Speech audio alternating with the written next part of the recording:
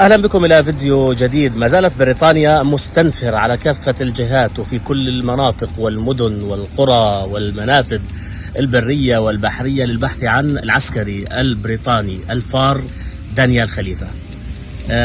بالأمس اعتقل عدد من الأشخاص فقط لأنهم يشبهون دانيال، وشك الشرطة في عدد من الشباب الذين ملامحهم فقط تشبه دانيال فاعتقلوهم وحققوا معهم.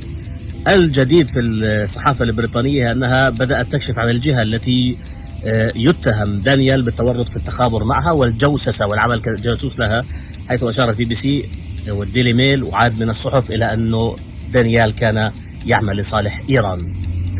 طبعا تسبب هرب هذا العسكري بحرج كبير للحكومة البريطانية وأسئلة داخل البرلمان عن كيفية هروبه وكيف اخترق التحصينات والموجودة في السجن الخاص والشديد الحراسة والرقابة.